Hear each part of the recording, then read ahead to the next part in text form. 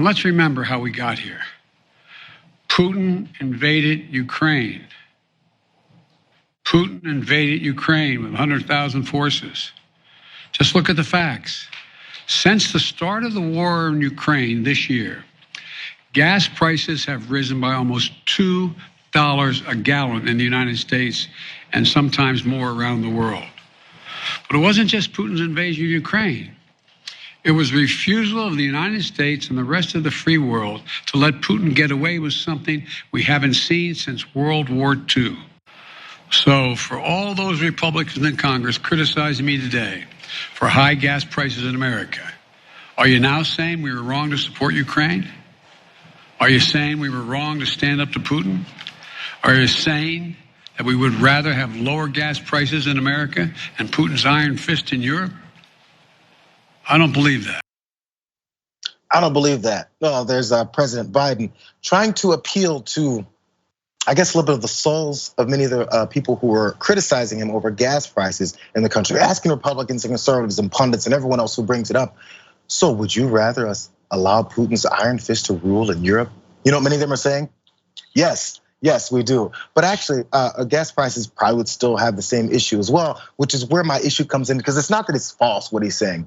It's just I'm not sure if this is something that's going to convince the detractors, because the detractors aren't dealing with this factually. Let's keep it real. But let's get some more details, because these rising gas prices have been exacerbated by this war, which is true, in part due to the disruption in it that has caused on global energy markets due to sanctions placed on the Kremlin by the Biden administration and Western Europe. So that's Lisa's point is, we're doing something about it, because some people did say, hey, let's cut off that pipeline. Hey, Germany and other countries that actually are dependent on Russian oil and energy, cut them off, go through some sanctions. Maybe it's gonna hurt you, because by the way, gas prices are high across the world.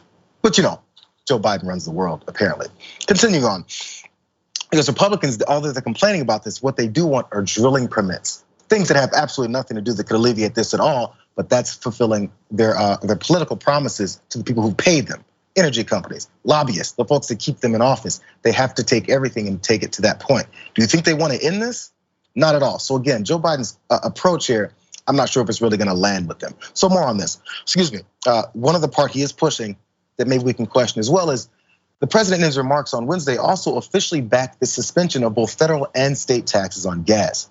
The effort to suspend the federal gas tax, which is 18 cents a gallon, would likely face challenges in Congress, and it's already drawn skepticism from Republican lawmakers, and that's no surprise either. Now that 18 cents a gallon, if you say you're where we are and you're looking at $6.85, that 18 cents is gonna drop us not all that much, so you're still gonna be hurting. So that's at least where the criticisms comes. Here's one picture of people showing this off, because there was a tweet from Bill Jubran. And he said, this looks pretty familiar. People putting stickers on gas pumps all around lately. This one is actually a bit in support of Democrats, pointing out as they are trying to do something with the price gouging, because one of the major problems is definitely the oil companies that are charging so much because they see the need, they see the situation, and they're like, profits, profits, profits. Democrats voted a certain way to try and stop this gouging, and Republicans overwhelmingly voted against it. What are your thoughts on this, Dave? Well, if you go back 5 or 6 years, and to the point about price gouging, I mean, the price per barrel of oil was actually higher 5 or 6 years ago, but the cost per gallon was a lot lower. So clearly there is a lot of price gouging. And secondly, yeah, Joe Biden is correct that the war in Ukraine and the sanctions have caused prices to rise, but I think it's pretty dumb politically, because the argument from Republicans is not, because of Ukraine. No, the argument from Republicans is gas prices are high, they could be lower if you opened up the strategic oil reserves, or that, if you took other steps like allow more drill. And what Biden needs to do is address that criticism. I mean, what is his response? Should we be opening in the strategic oil reserves? Why isn't Joe Biden doing what TYT Investigates revealed? And that is, if you close a financial trading loophole, you could lower gas prices by perhaps 25% in terms of how stock futures and oil futures are traded. I mean, there's a lot of things he could be doing, and to somehow just sort of come across as whining about the Republicans saying, you're choosing lower gas prices over Ukraine. I don't think it's a stretch, and I don't think it works politically for him. Yeah, it seems like they're trying to go beyond, like, okay, when you give facts like that about what really can affect gas prices or something you could actually do to change these things, that goes over so many people's heads. Yep. So maybe you have to lower your argument, but then when you lower your argument, it goes to just, don't you guys want to stop Putin No, they don't. Maybe we'll find a different approach. Obviously, that's the approach that the White House has taken and they've advised him to. I don't think it's going to change much.